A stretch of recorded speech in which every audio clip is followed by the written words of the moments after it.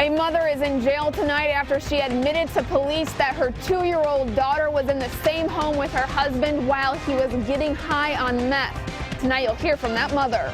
I know them to be good-hearted people. I know them to be honest people, helpful people. A woman dead in a Madison County church. We're taking a look at its controversial spiritual practice that brings people to Kentucky. High arsenic levels along a Montgomery County road have people worried tonight if they're safe or if they need to start packing.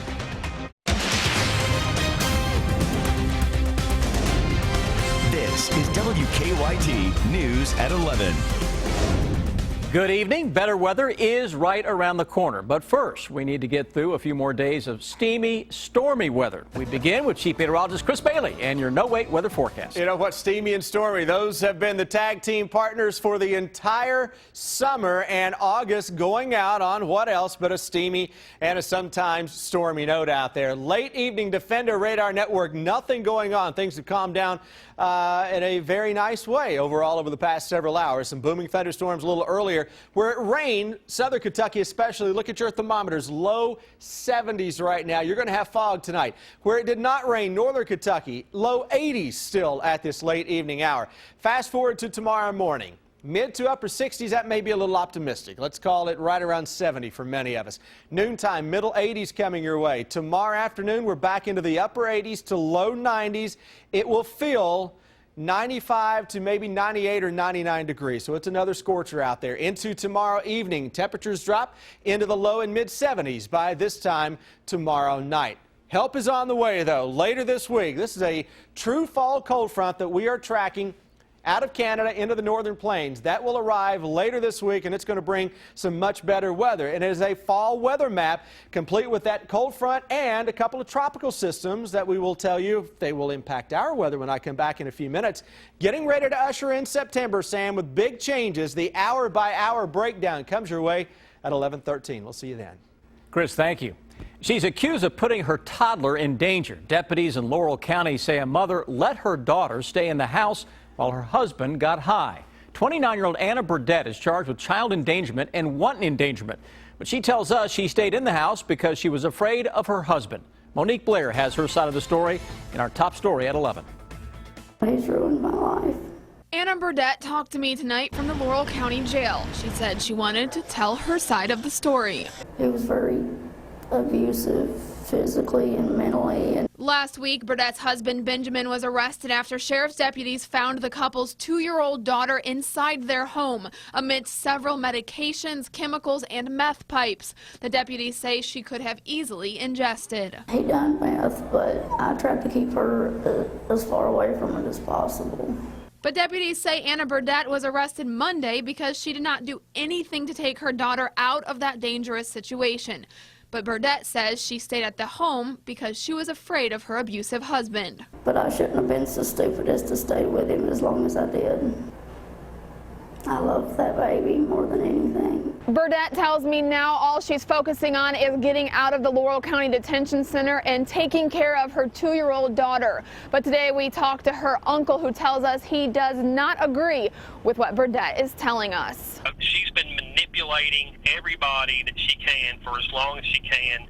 Leroy Moore tells me he's known his niece, Anna Burdett, his whole life, and she has constantly put his family under stress. She's not an innocent bystander. She didn't just accidentally get mixed up in this. She was a 100% participant. In Laurel County, Monique Blair, WKYT. A toxicology report is pending that will show whether or not Burdett's daughter ingested any narcotics. Now to a developing story in Laurel County tonight. The sheriff's office tells us they're investigating a deadly ATV crash. Deputies say it happened just after 7 on Maple Grove School Road. They believe the ATV went off the road and hit an embankment. They say a 17-year-old boy was killed and a 16-year-old girl was flown to UK hospital to be treated. The names of those teenagers have not yet been released. It's illegal in much of this country, but certain states, including Kentucky, allow registered Native American churches to use baklava as a sacrament. It's one at the churches in Berea that investigators say a 33-year-old South Carolina woman died on Saturday. And now there are questions about what led to her death As Garrett Weimer shows us about a spiritual practice that brings people to the Commonwealth from across this country. There is no sign, not much to draw attention to the place. In fact, if it weren't for the big glass windows offering a small glimpse inside, you might not even know what's here. I know them to be good-hearted people. I know them to be honest people, helpful people. Aaron Stewart Lewis Knapp lives next door to the Ocklawaha Native American Church of the Peaceful Mountain Way. He says he's seen person after person seek spiritual enlightenment there. On Saturday, though, he saw ambulances. They seemed to be doing CPR on a woman, and there was a couple people standing out front. All the neighbors came down, and we were just trying to figure out what was going on. The coroner says 33-year-old Lindsay Poole from South Carolina died at the church. Investigators have not said why. Just because it is active, and we want to make sure that we do the best investigation that we can and make sure that we put all the puzzle pieces together before we put information out. The situation may now thrust into the spotlight a spiritual practice that brings people from all over the country right here to Kentucky. The church's website says it offers ayahuasca ceremonies. I would like you to step forward and take your first cup. This is one at a Native American church in Campbellsville. Users say the hallucinogenic tea brings enlightenment, but experts say there are risks. The problems it could cause are dangerously high temperatures, dangerously high blood pressures, arrhythmias, seizures, and death. That's really the bottom line. In Berea, Garrett Weimer, WKYT. And a woman who attends Sunday services at the Peaceful Mountain Way on Chestnut Street tells us the man who leads the church was devastated by what happened. Police say that no charges have been filed. People along a country Montgomery County road are hoping to get some answers tomorrow after the investigators found some high levels of arsenic in the ground. The contamination area is along Long Lane off of US 1460. The EPA says the arsenic comes from wood treatment preservatives from an old Southern wood treatment company that used to be in that area. It had closed back in the mid-90s. And the state's Energy and Environmental Cabinet is asking families to limit their time outside. Even if they do say it's safe, and there's no guarantee. I mean, they let it go for 30 years, and what makes me think that they're not going to let it go another 30? We're all kind of scared right now. We really are. We're afraid we're all going to have to move. Now, the Energy and Environmental Cabinet says a contractor is scheduled to arrive on site tomorrow to get a look at the affected soil. At that point, they'll be able to figure out a cleanup plan. A former school board chairman in southern Kentucky is getting a lesson on the legal system. Dexter Smith resigned from the Knox County School Board earlier this year after surveillance video surfaced showing someone else taking his GED for him. Since then, he's filed to run for the board again. In an affidavit, Smith claims to have passed the GED or completed high school. But a grand jury indicted him today, saying that claim is false. Smith faces a perjury charge. Some people in the county are worried Smith will still get elected.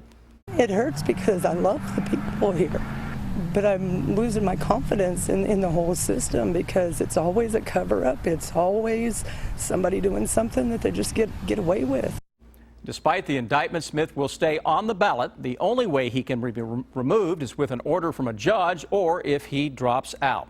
We are learning some new details tonight about a shooting Louisville police are calling a tragic accident. Police say a boy accidentally shot and killed his 12-year-old brother Sunday in the city's Park Duval neighborhood. Police spent hours trying to figure out how he got the gun. They say the gun belonged to the boy's mother and it was secured inside a closet, but it was not locked. Police do not plan on filing any charges in the case. A man accused of killing a young mother and dumping her body in a river last month was back in court today. Last week, Clark Smith pled not guilty in district court to murder, abuse of a corpse, and tampering with physical evidence. Today, he did the same thing in a Barron County Circuit Court. State police say Smith killed 22-year-old Kristen Edwards at his home in Cave City, then dumped her body in the Green River. Smith is scheduled to be in court again on November 21st. New tonight, a southern Kentucky man faces a long list of charges after at least 4 thefts. The Whitley County Sheriff's Office says 29-year-old Isaiah Canada broke into at least 4 vehicles near the high-top boat ramp parking area on Sunday. Deputies say in one case the victim reported being robbed at knife point, and they believe there could be more thefts. They're asking anyone who was at the boat ramp on Saturday or Sunday and had their vehicle broken into to contact the Sheriff's Office. A basketball signed by Coach John Calipari for a silent auction is missing tonight. Over the weekend, Family Abuse Services was holding an auction to raise money. There were basketball tickets, gift baskets, and the autographed basketball. But at the end of the night, the man who won the basketball didn't get to take it home. Event organizers say someone took the ball out of its glass case and put that case under a table. They came to me and said, the basketball is gone. I'm like, what do you mean gone? I couldn't believe someone would actually take something from a nonprofit organization. The organization says they have filed a report with Frankfort police, but they prefer if the person who took the basketball just return it. Still to come here on WKYT, it's a video that's been bugging health leaders and caused an Eastern Kentucky restaurant to close temporarily. And fighting mosquitoes with more mosquitoes sounds backwards, but a Lexington company says it works. Now they're battling the pests. Now, your hour-by-hour forecast with Chief Meteorologist Chris Bailey.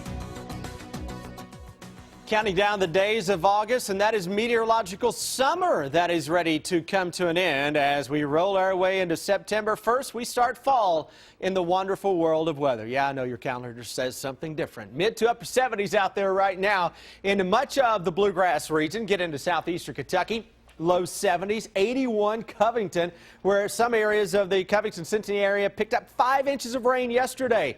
They didn't get a drop today, and that's why those temperatures are much warmer than what we've had across the rest of our region, where we did get in on some rain. Nothing is out there in your Defender radar network. Things are calm and clear. And with a wet ground for some of us, watch out for a little fog for the trip into work and school tomorrow morning. You get into those areas that picked up on some heavier downpours, we can get visibility tomorrow morning, at least for a little while, to be a mile or under. That'll quickly lift and give us a mostly sunny sky toward the middle of the morning, and by the afternoon, hello, 90 degrees. Yet again, with a scattered thunderstorm, it's going to feel a whole lot hotter than it actually is. Looking for a little help and a little relief? How about a cold front? It is on the way, and it is going to clean the skies up as we get into the Labor Day holiday weekend.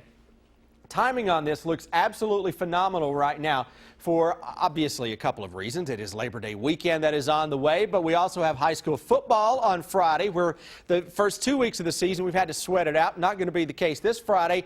Game day, Commonwealth Stadium. Looking good on Saturday as this fall air mass begins to settle on in across central and eastern Kentucky. Let's take you into the middle of the week and let's get that cooler air in here. It is not coming tomorrow.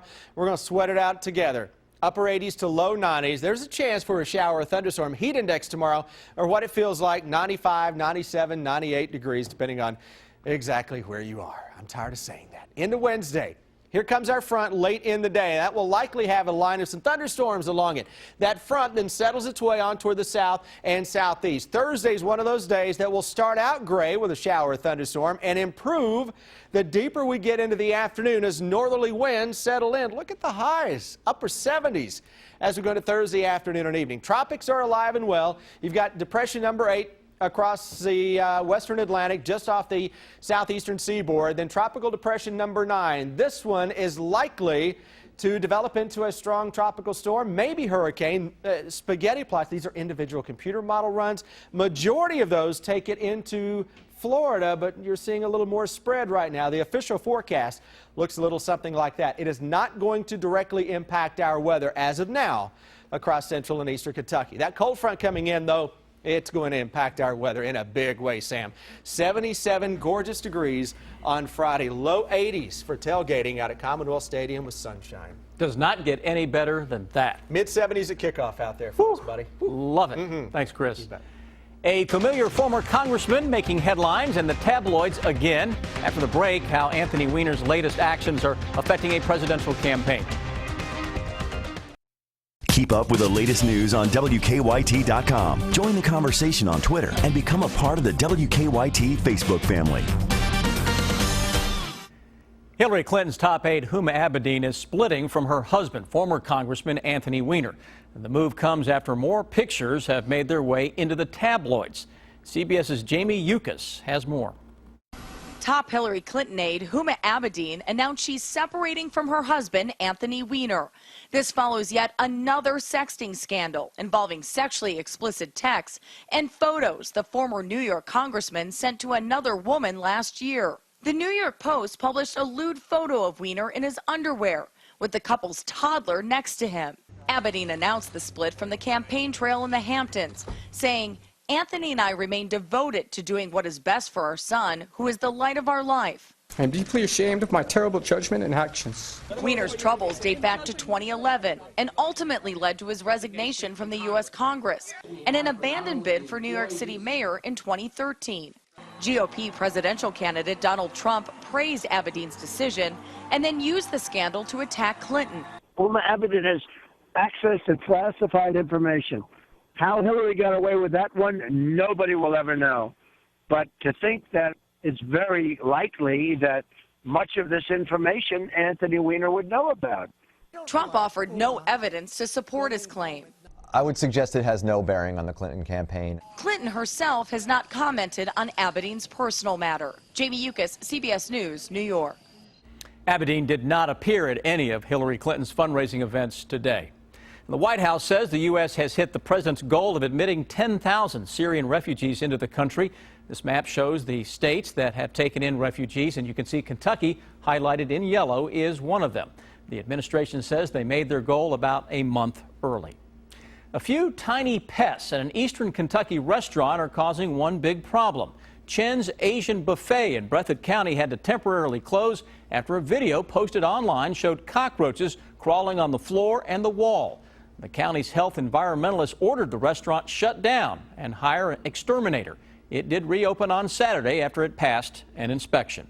Roaches can spread bacteria, by crawling over food, things. So it's best to go ahead and take care of these before they do, continue and get worse. Now, this was the first pest complaint made against the restaurant. The manager has apologized. A Lexington company is trying to cut down on the number of mosquitoes by releasing more mosquitoes. Mosquito Mate has been developing sterile versions of the pest and releasing some of them into parts of the city.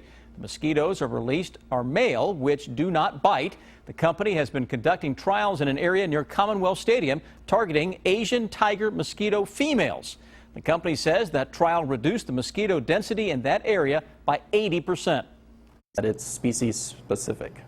So unlike chemical pesticides that can affect non-targets, things that we see as beneficial, so butterflies, honeybees. The technology is starting to gain some attention. Some of the mosquitoes have been sent to Fresno, California to be released in some neighborhoods there. Mosquito Mate is currently still in the trial phase. They're hopeful that they will soon receive necessary licenses and approvals, allowing them to offer the technology commercially to individuals. Now some football. This Southern Miss matchup, Brian, for the Cats, not your normal season opener. No, not at all. The Golden Eagles are formidable, and UK just a 6.5-point favorite. Southern Miss has the advantage at quarterback in terms of experience, but Drew Barker has had a great camp. Mark Stoops is proud of him. We will be right back.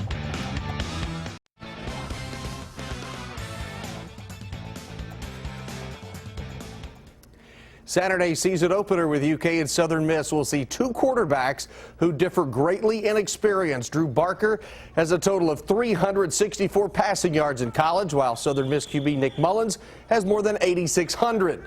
But Barker has totally committed to what Mark Stoops and the coaching staff has been trying to teach him. So much so, Mark Stoops had nothing but glowing remarks about Barker today.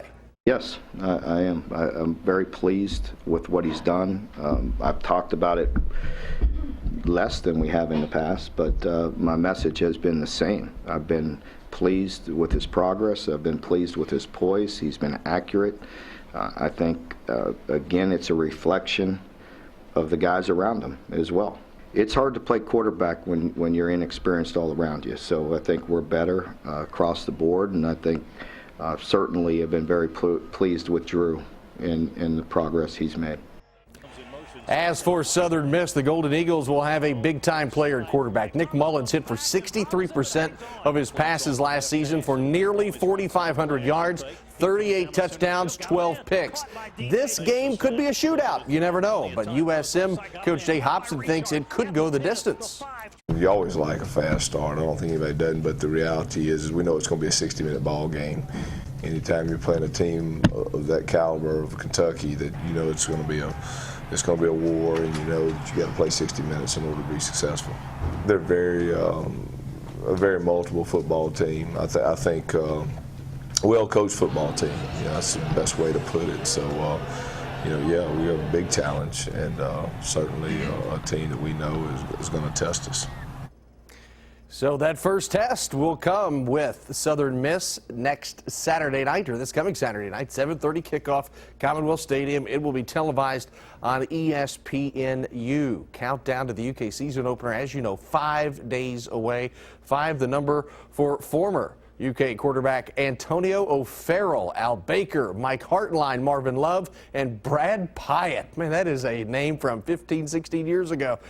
Wide receiver Blake Bones' first TD catch was a 5-yarder against Louisiana Lafayette last year. Doug Pelfrey kicked 5 field goals of 50 yards or more during his UK career, and Pelfrey still holds the school mark for most field goals in one game with 5 against Mississippi State in 1992. In that same year, defensive tackle Dean Wells had a school record 5 sacks against Indiana in 92.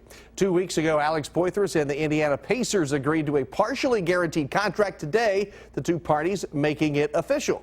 The Pacers announcing this morning they have signed the former Wildcat to a training camp deal.